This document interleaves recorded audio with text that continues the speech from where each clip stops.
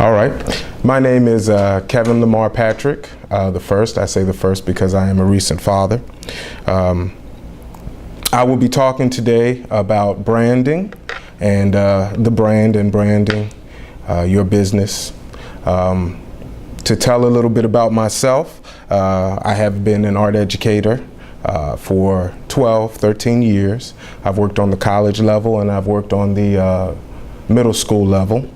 I graduated from St. Mary's College of Maryland with a degree in Studio of Art, a Bachelor of Arts in Studio Art.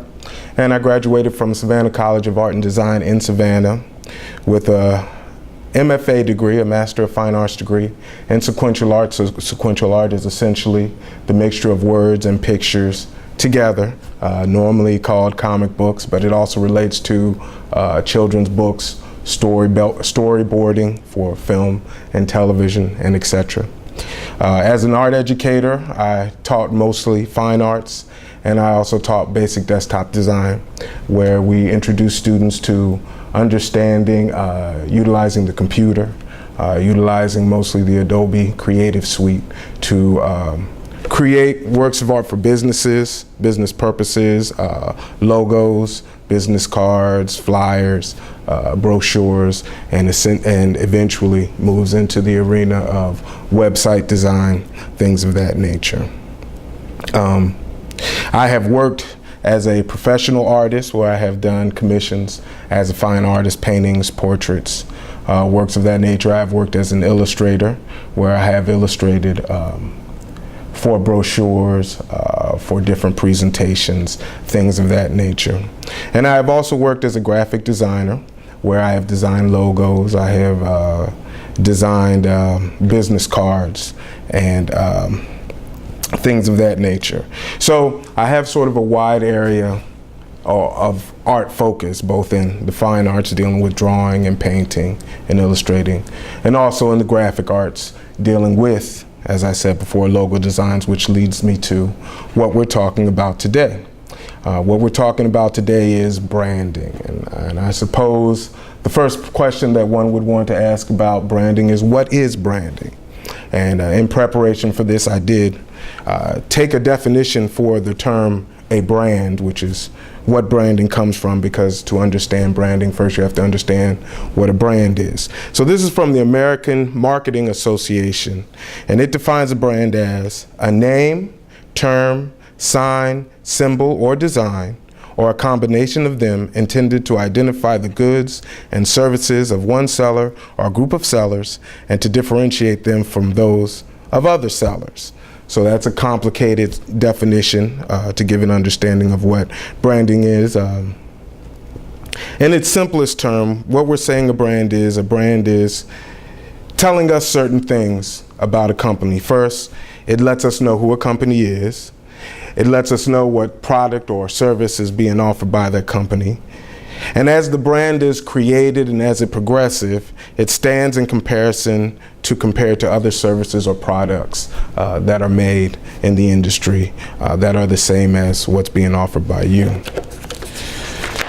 So defining branding is when that idea or image is marketed so that it is recognizable by more and more people and identified with a certain service or product when there are many other companies offering the same service or product. So a brand is a way for your company to stand out or your service to stand out in comparison to other services that are in the industry offering the same thing.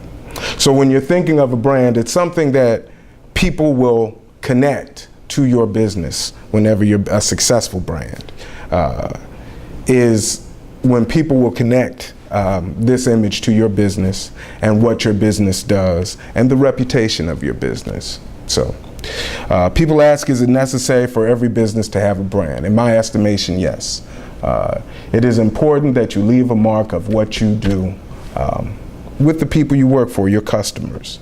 A brand brings you to mind quickly, it should bring you to mind simply, and it should remind people what your business is about. So I feel that for a company to be remembered, it is very, very effective to be a brand. And of course, the industry has proven this, and we'll talk about some successful brands as we continue forward. And I say a successful brand, it is important that a brand is three things. A brand should be intentional, meaning that it shows thought and that it communicates something specifically about the company and its creation.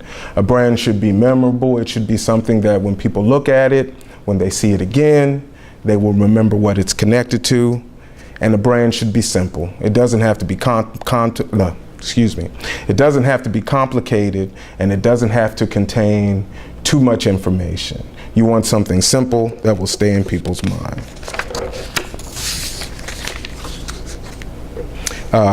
And as we talk about branding and we talk about a brand, one of the major aspects of the brand is the logo. The logo is the symbol that represents the company. It can take the form of an image, it can take the form of words, or a mixture of those ideas. But when we come to think about this logo that represents a brand, we want to consider the layers of interpretation that people have when they look at something.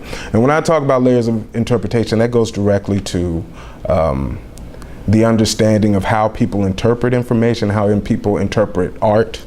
And there are three levels or layers of interpretation that we want to think about. First, we want to think about a literal level, we want to think about a symbolic level, and we want to think about a personal level. The literal level of what a logo is and how it connects to a brand is literally a connection to what the business is, how you represent that idea of what the business is in your logo, or what is the service and or what is the service that is being offered, and finally, what is the product. So those three things should be represented in your logo on the simplest level. People have to have a literal or easily read understanding of what the brand is. It should also be symbolic. So in a symbolic way, the brand represent what concept is represented by the visual representation of the company, that being the logo. So if there's an idea behind the company or a goal or concept that drives the company, it should somehow be represented in the logo. And also on a symbolic layer, it should answer the question, how does the visual representation of the brand connect to a broader idea? This connects more to psychology, and it connects to storytelling. Symbolically, when we think of something symbolic, there is what it actually is and what it represents to a larger view. And when I talk about some specific brands, we'll talk about what the symbols mean. But in essence, it connects people. People can agree on what that symbol means, what that image means, what that logo means. All right, so it's easily translatable and easily shared between people. Finally, you approach a brand on a personal level. And this is as important because it relates to the service that you offer, the reputation that you build, and what your meaning of your brand or your logo is. So first you want to deal with how does the visual representation of the brand relate to how the service is rendered. Because as you gain a reputation behind that brand, people will connect what you do with that image, with that logo. So if you are connected personally to your concept and you're connected personally to what your business does, then that action that drives you will be connected directly to the brand. So really what we're saying on the personal level with your brand is, what does it mean? Okay. So asking if whether the tool is an important company logo in terms of branding. The brand is a tool for business recognition, meaning that it directly relates to what you do, and it is also a tool for business reputation. Sometimes where you can constantly sell your product or sell what you're able to do, but if that logo can tell somebody, oh, that's a product created by such and such, and it is a positive reinforcement, then you've succeeded in your branding.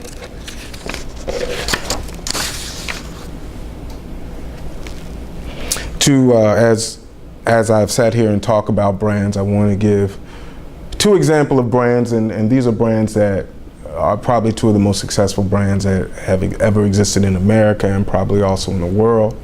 But it was also very thoughtful brands, and it has become so embedded in our culture that we don't even think about the thought that was put into the creation of the brand. So the two successful brands that I chose was the Nike swoosh, the symbol for Nike, and the Golden Arches, essentially the brand from McDonald's. The Nike swoosh, first of all, on a literal level, it is simply an image. I always call it sort of a check mark, but it looks as if it's something moving and has a sense of movement to it. Thus the term the swoosh, which is of course trademarked.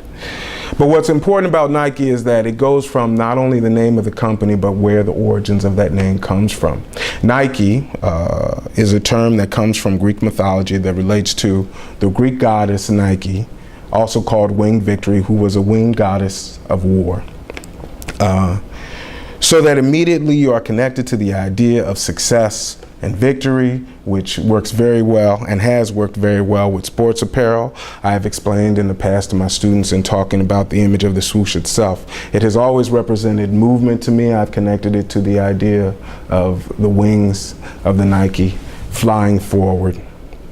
And the swoosh, connected with different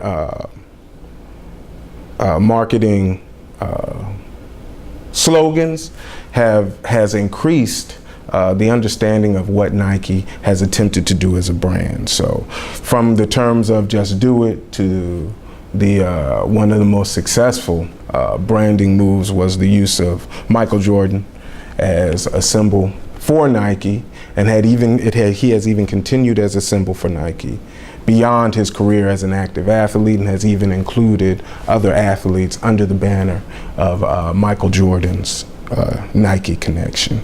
So whenever you see the swoosh, whenever you see the Nike word itself, you connect it to quality in sports apparel and success in the sports arena.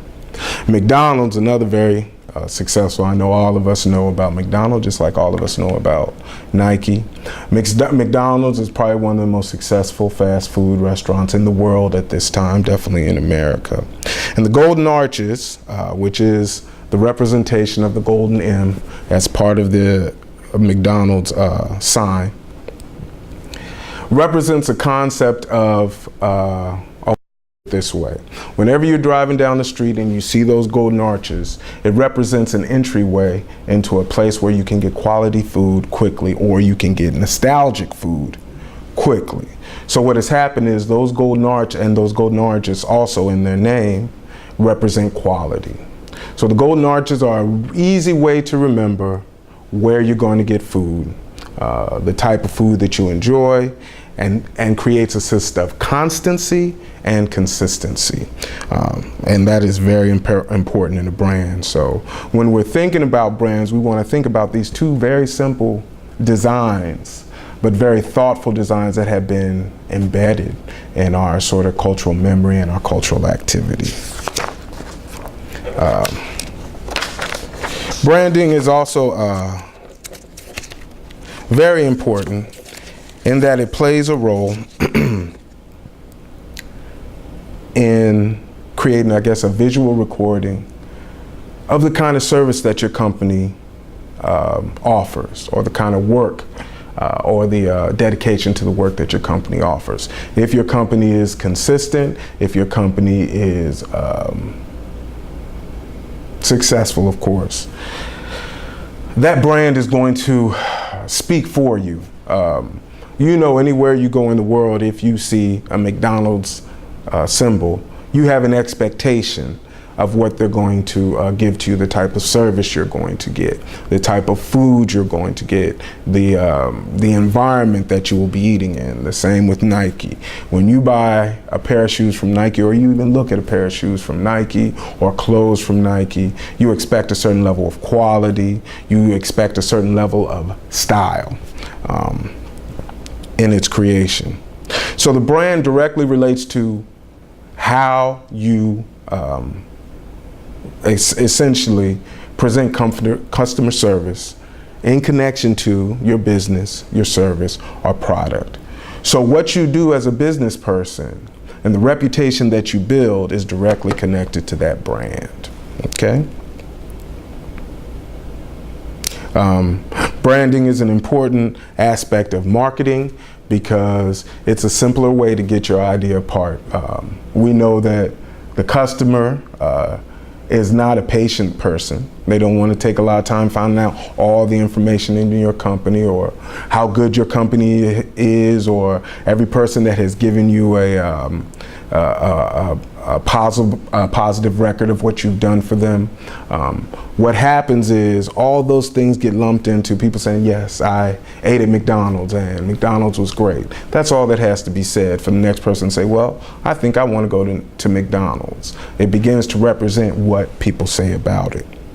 So it becomes an easy marketing tool because it speaks for itself. It doesn't take up a lot of space, and it deals with what is essentially the short attention span of your customer.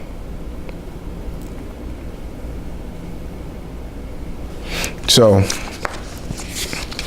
to sort of give an example of creating a brand, I utilize the brand that I use for myself. I am as I said before, I am an artist and an illustrator. So I do a certain amount of freelance work for people. I do a certain amount of commissions for people. So as I was learning about branding and logo design, and then essentially teaching branding and logo design as a college professor, excuse me, I had been thinking about for years, what is my product?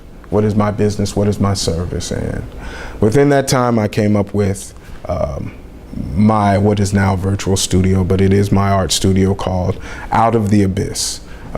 Out of the Abyss offers services in illustration, in sequential art, and graphic design, and also in art education, since art education is a very important part and large part of what I have done as an artist. So in my specific situation, in thinking of the brand, I knew that it was a very personal brand, so I included an image of myself, and then it was essentially a profile. The profile is followed by dreadlocks flying into the back, and it exists within a square. Literally, this is on the literal level when I talk about layers of interpretation for Out of the Abyss. Literally, this is a drawing of the artist, where the product comes from. The artist's head, because to me all art comes out of your head.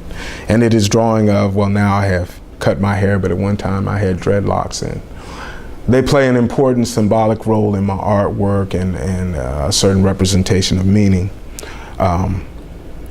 So that is the basic design of it. It's called Out of the Abyss, and at the bottom the byline is artwork by Kevin Patrick. Now, on a symbolic level, as I thought about creating this logo, again, I wanted to keep it simple. I didn't want a lot of things involved. So where it stands, first, it represents art coming from the mind of the artist into reality. So Out of the Abyss comes from the idea that creation comes from the mind and comes out of nothing and creates something. The dreadlocks, there are exactly 12 dreadlocks on the design, and the 12 dreadlocks represent the 9 muses of Greek myth, representing the areas of knowledge and art or creativity that inspires most artists. You find when sometimes you will find that people will talk about, I have a muse or something that inspires me. And I have found for myself a lot of academia, a lot of art, a lot of things I've read, a lot of things I've seen inspire what I create. So I want to connect that academic or educational aspect of creating art, or being intentional in creating art. And also the last 3 locks, meaning there are 12 locks that are represent the 3 fates of myth, which represent beginning, middle, and end, which for me represents the process of all art making. All art making comes from an idea, and then goes into the process of creating the art, and then it is the final product, the execution of the art. So again, those ideas have symbolic, larger meanings. On a personal level, the logo is a personification of the creative process from nothing to something. Always as an artist, I was always amazed when I would be successful in something that I created, that it looked almost like what I had in my mind. So it was almost like it was created from nothing. when we know that, of course, it comes from our various experiences, it comes from potential. But until that potential is formed and put together and given structure, it is only darkness. Having my face, having the artist's face on the picture facing to the right represents moving forward. I learned as an illustrator and as an interest in filmmaking, as a sequential artist doing storyboards, that when we read a story, if we see somebody walking from left to right, that represents them going somewhere or going forward. When we see somebody going from right to left, that represents going forward, backwards. That represents looking back or reflecting on the past. So I wanted my brand, my logo, to represent a progression forward.